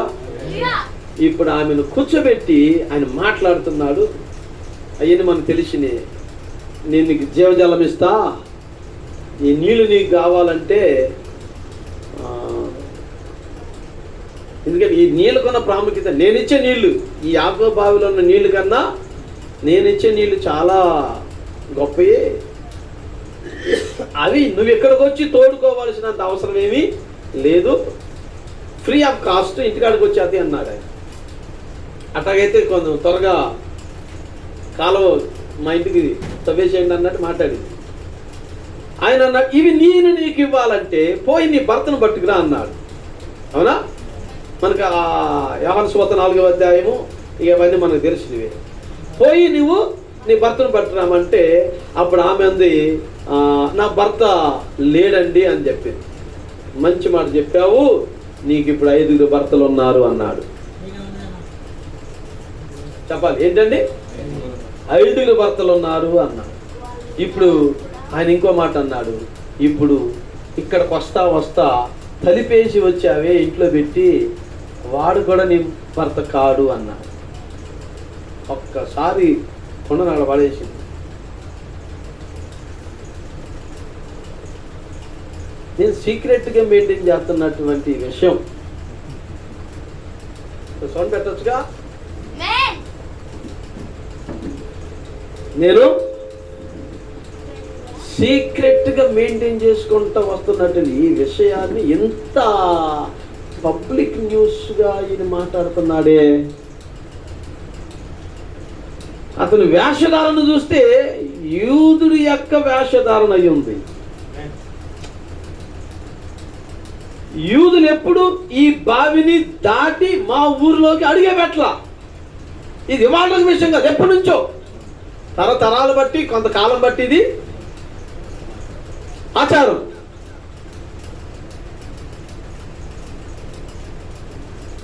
ఎన్నడూ ఒక యూదుడు మా ఊళ్ళో అడుగు పెట్టలా. అలాగే ఇతను చూస్తే మా ఊళ్ళోకి ఎప్పుడు వచ్చినట్టుగా కూడా లేడు.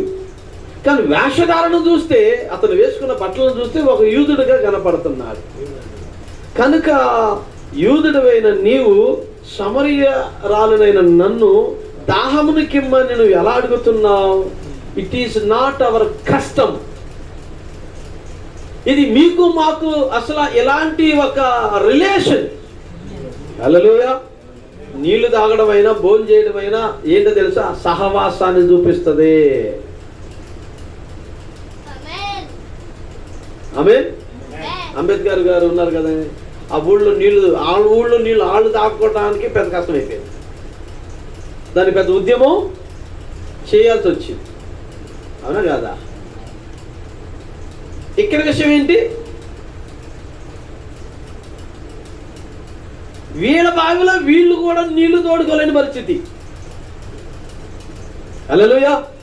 ఏవో కొన్ని సోషల్ కస్టమ్స్, కొన్ని సోషల్ అఫైర్స్ ఉండడాన్ని బట్టి అవి నిశ్శబ్దంగా ఎంచబడ్డాయి. అందుకని ప్రవక్త కొన్ని వర్తమానాలు చెబుతున్నాడు. Sir we would see Jesus, యేసును చూడాలనుకుంటున్నామని వర్తమానాలు చెబుతున్నాడు. ఆమె ఒక ఇల్ ఫేమ్ కలిగిన ఉమెన్ అని, అంటే మంచి పేరు కలిగిన స్త్రీ అయితే ఆమె కాదు అని, అందరూ వచ్చే సమయంలో కాక ఈమెకు ఒక ప్రత్యేకమైన సమయం ఉందని, ఆమె ఆ సమయంలో ఆమె వెళ్ళి ఆ నీళ్లు దోడుకొని వస్తుందని చెప్తున్నారు. మరొక వర్తమానంలో ఏం చెప్పాడంటే ప్రవక్త, ఆమె అంట ఎప్పుడైనా బాధతో ఉంటేనంట, గుండె పగిలే పరిస్థితి ఉంటుంది కదండి, వేదన పడే పరిస్థితి ఉంటుంది కదండి, అలాంటి ఒక అయ్యా బ్రదర్ దేవుని స్తోత్రం కలుగును గాక. ఆమేన్ ఆమేన్. చాలా వేదనతో దుఃఖముతో అది చూపించలేని పరిస్థితి. చూపిస్తే వాళ్ళు ఏమనుకుంటారు? ఆ దిగమింగుకుని ఆ కన్నీరును బయట కొట్టాలి కదా. అలాంటి సమయము ఒక ప్యాటనిక్, ఒక విషాదమైనటువంటి పరిస్థితి అన్నమాట అది. అలాంటి పరిస్థితులు ఆమెకు ఎదురైనప్పుడంట ఆ బావి దగ్గరికి వస్తుందంట. ఆ బావి దగ్గరికి వచ్చి అక్కడ కూర్చుని ఆమె కన్నీరు కాల్చుదంట. ఆమె హృదయం అంతా కూడా పగల కొట్టుకుంటుందంట అక్కడికి వచ్చి. దేవుని స్తోత్రం కలుగును. ఆమె యొక్క విశ్వాసం ఏంటంటే ఏదో ఒక రోజున ఈ బావి వింటదే, ఈ బావి నాకు సమాధానం ఇస్తుంది. ఎందుకంటే ఇది బావి కాదు, మా దేవుడు, మా యొక్క పూర్వీకుడైన, మా పితృడైన యాకోబు యొక్క దేవుడు ఏదో ఒక సమయానికి ఇక్కడికి వస్తాడని చెప్పబడిందంట. వీరికి వారికి ఉన్న వివాదాన్ని ఆయన తీరుస్తాడంట. హల్లెలూయా. జాతులన్నింటినీ ఏకము చేసే ఒకే ఒక బోధ రాబోతుందని ఆమె విందే. ఈ రోజు 7వ దూత వర్తమానము యావత్ ప్రపంచానంతా ఒకే వాక్యము శరీరముగా మార్చినట్టుగా ఏ భేదము లేదు. దేవుని స్తోత్రం కలుగునుగా.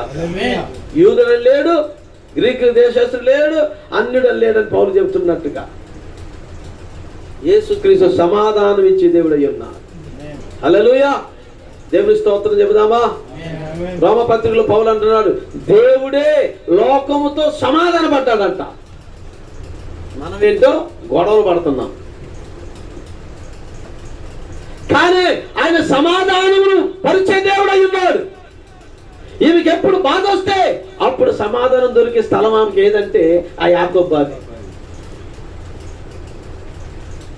గ్లోరీ. ఎంతమందికి అర్థమవుతుంది? ఇప్పుడు 6వ వాడుతో తలకెపోటైంది ఆమెకే. 5గురు ఏమైనా ఇబ్బంది పెడతానే ఉన్నారు. ఈ 5గురిని ఆమె ఎవడికి తెలియకోకుండా మెయింటైన్ చేసుకుంటూ వస్తుంది. మొదటోడు వచ్చినప్పుడు 3వ వాడు, 3వ వాడు వచ్చినప్పుడు 2వ వాడు, 2వ వాడు వచ్చినప్పుడు 4వ వాడు, 4వ వాడు వచ్చినప్పుడు 5వ వాడుతో పెద్ద గొడవ. హల్లెలూయా. ఒకడొకడు నమ్ముకోట్ల. ఆడెవడొచ్చాడు, ఆడెవడని చెప్తుంది. మరి ఈడెవడొచ్చాడు, ఈడెవడని చెప్తుంది. ఇట్లాగా ఆమెకి పెద్ద సమస్య అయిపోయింది. ఇప్పుడు అసలు సమస్య ఎవరితో అయింది? 6వ వాడితో. ఆ 5గురు భర్తలు ఎవరో కాదు, అది తోరా. ఆదికాండము, నిర్గమకాండము, లేవికాండము, తలకి పోటే. దేవుని స్తోత్రం చెబుదామా. ఈ 5గురు భర్తలతో చాలా ఇబ్బంది పడుతుంది. అలాగని 5గురిని విడిచిపెట్టదల్లా. ఎందుకంటే ఆమె వారితో సీక్రెట్ గా వివాహము కాబడింది. స్త్రీ సంఘానికి సాదృశ్యమే కదా, అట్లాడొచ్చుగా. కనుక ఇప్పుడు ఆమె ఈ 5 పుస్తకాలతో ఆమెకు సంబంధం ఉంది. దేన్ని విడిచిపెట్టలేదు. గ్లోరీ. అలాగని పూర్తిగా దాన్ని పాటించడం లేదు. ఇంకో సమస్య ఏంటి ఇప్పుడు? 6వ వాడు. గ్లోరీ. చెప్పచ్చు గట్టిగా. 5 యోధా సంఘానికి గుర్తు. ఇప్పుడు 6 సంఘ శాఖ గుర్తు.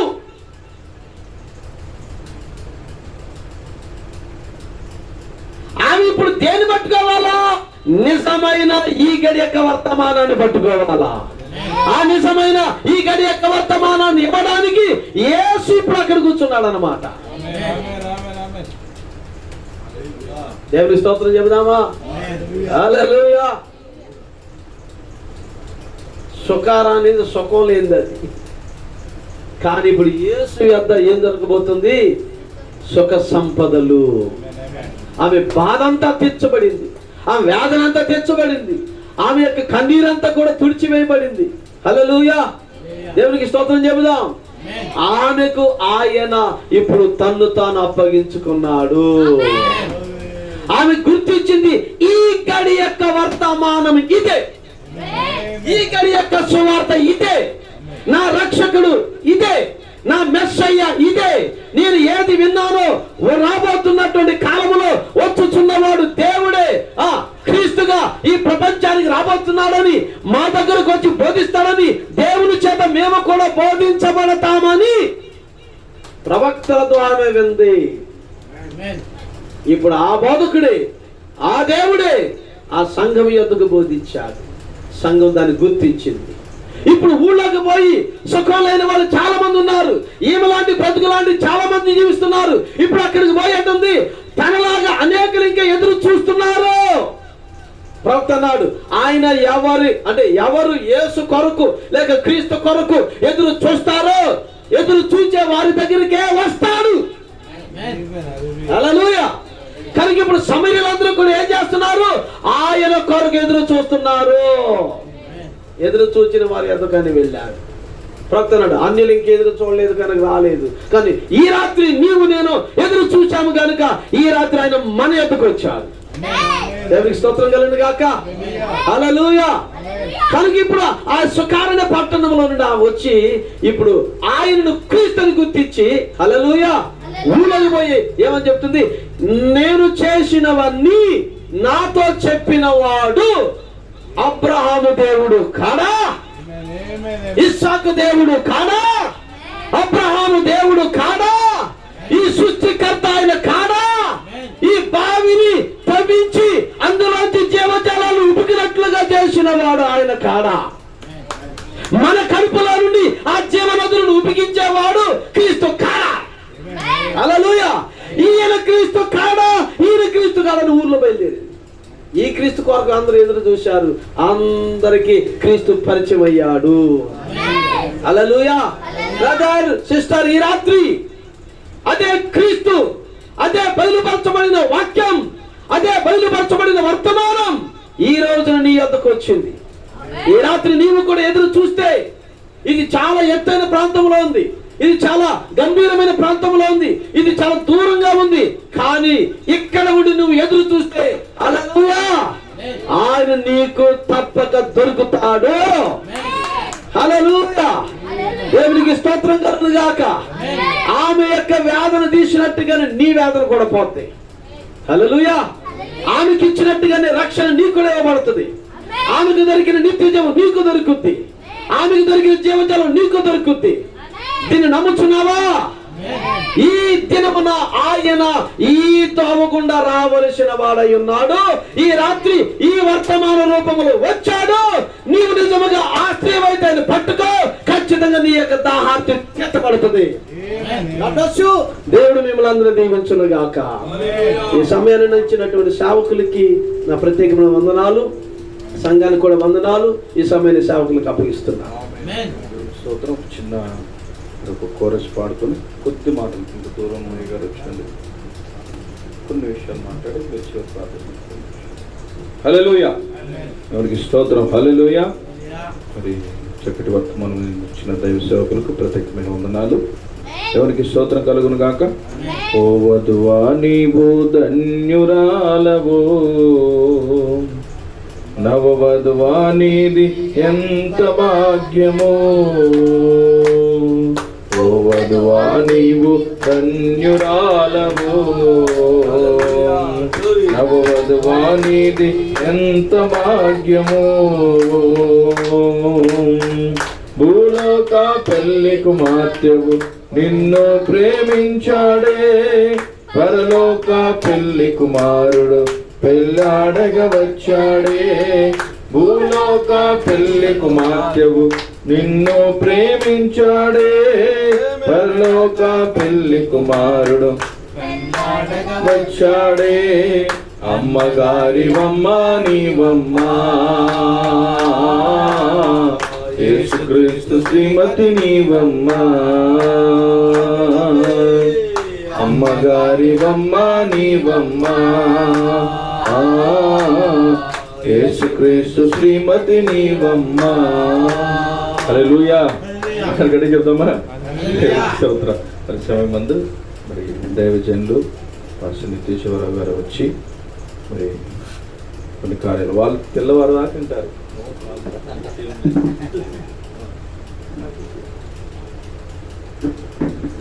మంచిది.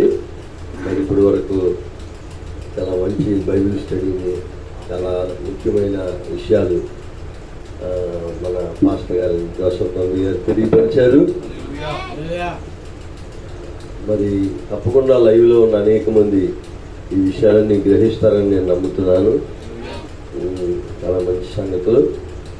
మరి ఈ గ్రామంలో మిమ్మల్ని అందరినీ చూడడం అది చాలా సంతోషంగా ఉంది.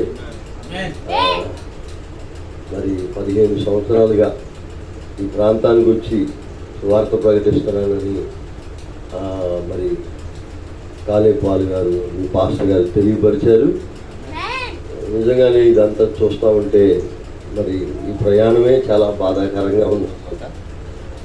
కాబట్టి మరి నేను ప్రార్థన చేస్తాను, ఈ ప్రాంతంలో తప్పకుండా దేవుడు ఒక మంచి చర్చిని ఏర్పాటు చేయాలి.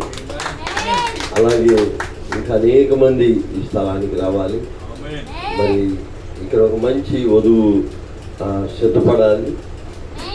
దానికోసం ఈ యొక్క కుటుంబము తప్పకుండా ప్రార్థన చేయండి.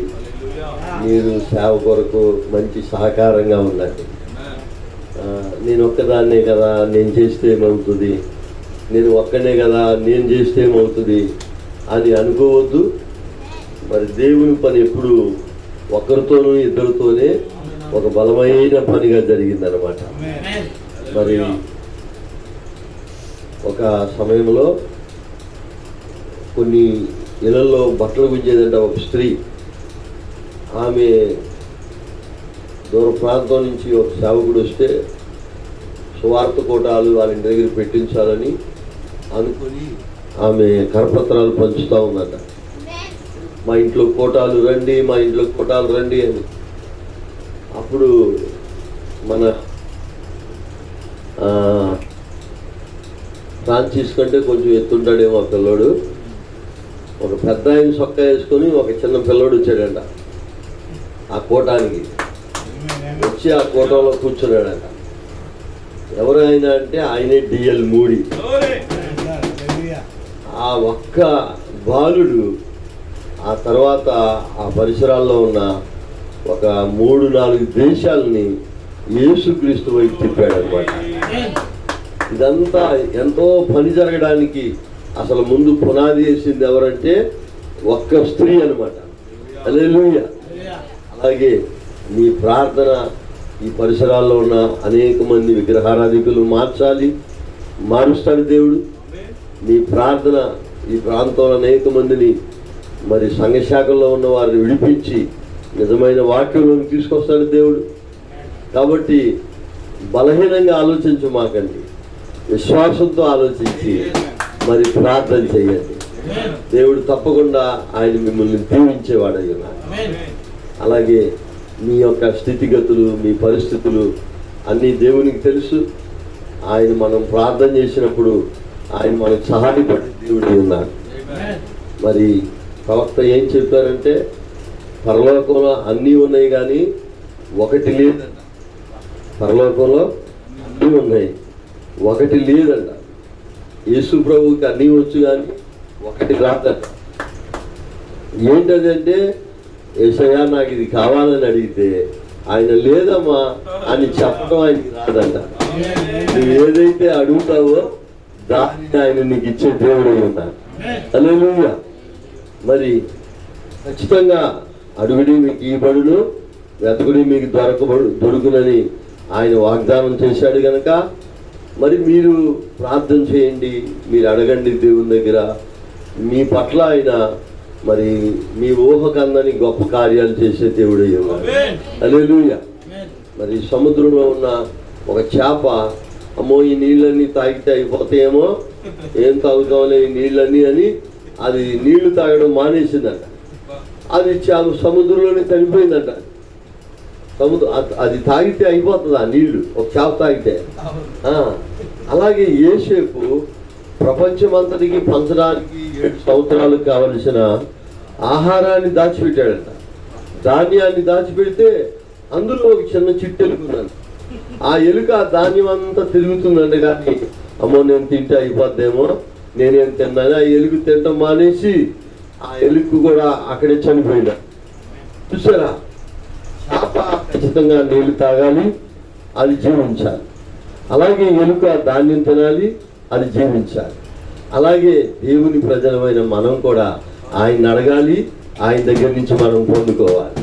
నువ్వు అడిగినప్పుడు ఆయన లేదు అని చెప్పడం ఆయనకి రాదు. నువ్వు ఏదైతే అడుగుతావో నువ్వేదైతే ప్రార్థన చేస్తావో, నువ్వే స్వాస్థ్యం కొరకైతే ప్రార్థన చేస్తావో, ఖచ్చితంగా ఆయన వాటన్నిటిని కూడా ఆమేనని నెరవేర్చే దేవుడే ఉన్నాడు అన్నమాట. అలాగే మీరందరూ కలిసి ఈ గ్రామంలో ఇంకా బలమైన పరిచర్య జరగాలని, మరి నూతనమైన ఆత్మలు ఈ ప్రాంతంలో చేర్చబడాలని, మీ యథావిధిగా ఈ యొక్క మంగళవారం జరిగే ప్రార్థన ఇంకా బలంగా జరగాలని, ఖచ్చితంగా మీరు సమయం ఉన్నప్పుడు, మీకు ఓపిక ఉన్నప్పుడు, అంటే ఈ 2 వారాలు ఎండలు పోని ఎండలు తగ్గినాకైనా ఖచ్చితంగా ఉపవాసం ఉండి ఈ ఇంట్లోనే మీ కుటుంబంలోనే మీరు బలమైన ప్రార్థన చేయండి. దేవుడు తప్పకుండా మీ ప్రార్థన ఆలకిస్తారు. హల్లెలూయా. మరి కాలేబు పాల్ గారు ఎంత కష్టపడుతున్నారో, ఎంత ప్రయాసపడుతున్నారో మరి పాస్టర్ గారు ముందే చెప్పారు కదా. కాబట్టి నేను మరలా అవన్నీ వివరించాల్సిన అవసరం లేదు. కాబట్టి మీరందరూ కూడా మరి దేవుని వైపు చూడండి. దేవునికి స్తోత్రం చెప్తారా?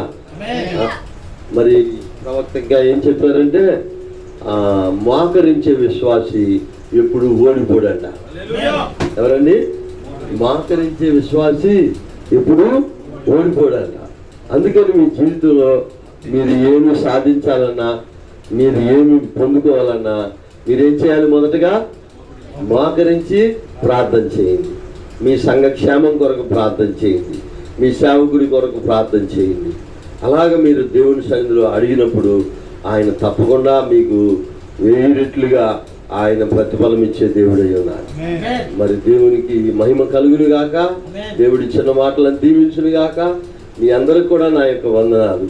మరి మీరందరూ లేచి నిలబడితే నేను చిన్న ప్రార్థన చేసి సమయాన్ని పాస్టర్ గారికి అప్పగిస్తాను. ప్రార్థన చేస్తే దేవుడు నడిపిస్తాడు అవకాశాన్ని బట్టి. అందుకని మరి మనందరం కూడా ప్రార్థన చేద్దాం. మరి పాస్టర్ గారు నన్ను మళ్ళీ వస్తానని మాట ఇవ్వంటున్నాడు. నేను అంటున్నా ప్రార్థన చేసి దేవుడు నడిపిస్తే వస్తానంటున్నా. కాబట్టి ఈ 2 దీంట్లో జరగాలి. మరి చిన్న ప్రార్థన చేసుకుందాం. యేసయ్యా నీకు వందనాలు నాయన. అద్భుతమైన దేవుడు నాయన, అద్భుతమైన కార్యాలు మా పట్ల చేసే దేవుడు తండ్రి. ఈ రాత్రి ప్రభువా ఇదిగో నీ దాసుడు మరి నాయన మా సహోదరుడు నాయన జోసఫ్ గారిని మీరు నిలబెట్టుకుని మరి కొన్ని మాటలు మీరు తెలియపరిచారు తండ్రి. వాటన్నిటిని బట్టి నీకు మహిమ నాయన. ఓ నువ్వు యాకోబు దేవుడు అయి ఉన్నావు ప్రభు. అయా నిశ్చయంగా ప్రభు ఆ యొక్క యూదులకు అన్యులకు పుట్టిన ఆ జనాంగమే సమరయులై ఉన్నారని నీ వాక్యం సెలవిచ్చింది నాయన. మరి ఆ సమరయులకు రక్షణ ఇవ్వడానికి ఆ బావి దగ్గరికి నువ్వు వచ్చిన దేవుడు నాయన. ఆ ఒక్క స్త్రీని బట్టి ఆ దేశమంతా ప్రాంతమంతా కదిలించబడింది. ఆమె సాక్ష్యం ఇచ్చింది, ఇదిగో ఈయన నిజముగా లోకరక్షకుడు కాడా అని. ప్రభువా ఇదిగో నాయన ఎంతో మందిని నీలోనికి నడిపించింది. అలాగే ప్రభువా మరి ఇక్కడ ఉన్నటువంటి ఈ చిన్న మంద కొద్దిగా కలిగి ఉన్న ఈ పరిచర్య నిశ్చయముగా ఈ సమయంలో నా చేతులెత్తి నేను దీవిస్తున్నాను ప్రభువా. ఇది 60 100 మీరు చేయాలి ఆయన. మీ గొప్ప కార్యాన్ని చేయాలి ప్రభువా. అయ్యా ఇదిగో తండ్రి బలమైన సహాయం దయచేయండి. మరలా మేము వచ్చినప్పుడు ప్రభువా ఇక్కడ పరిస్థితులన్నీ మేలుకరంగా మీరు చేయాలి తండ్రి. నీ బలమైన సహాయం దయచేయండి. కాలేపారు గారిని దీవించండి. మా ప్రయాణం అంతట్లో తోడుగున్నారు, మీకు స్తోత్రాలు ఆయన. అలాగే మరలా మమ్మల్ని క్షేమంగా తీసుకుని వెళ్ళండి. నిశ్చయముగా ప్రభువా. అయ్యా ఇదిగో నాయన మా ప్రయాణంలో తోడుగా ఉన్నారు ప్రభువా. గణేష్ని దీవించండి ప్రభువా. రవి గారిని దీవించండి ప్రభువా. ఫ్రాన్సిస్ని దీవించండి ప్రభువా. మమ్మల్ని అందరినీ మీ చేతులకు అప్పగించుకుంటున్నాం. మహిమ ఘనత ప్రభావాలు మీరు పొందమని ప్రభు అయిన యేసుక్రీస్తుని మీ నామములో ప్రార్థన చేసి అడుగుతున్నాము. ఆమేన్. దేవునికి స్తోత్రములు. మరి చక్కటి వర్తమానం అందించిన జోసఫ్ తంబి గారికి ప్రత్యేకమైన వందనాలు. మరి చాలా చక్కటి విషయాలను మరి మనకు తెలియజేసిన పాస్టర్ నిత్య చివరావు గారికి ప్రత్యేకమైన వందనాలు. మరి రాత్రి పాస్టర్ గారు ప్రసంగించారు. రేపు ఉదయం కూడా మరి పాస్టర్ నిత్య చివరావు గారు ప్రసంగిస్తారు. లైవ్ వస్తుంది ఉదయం మరి 10:30 గంటలకు లైవ్ వస్తుంది. ఇక్కడ సిగ్నల్ లేదు కాబట్టి లైవ్ ఇవ్వలేదు. బట్ మీరు అందరూ సిద్ధపడి మరి దేవుని వాక్యాన్ని వినవలసింది కోరుతున్నాం. రేపు అయిపోయిన తర్వాత వారు తిరిగి బయలుదేరి విజయవాడ వెళ్తారు. దేవునికి మహిమ. ఈ కొడుకుని దేవుడు దీవించు.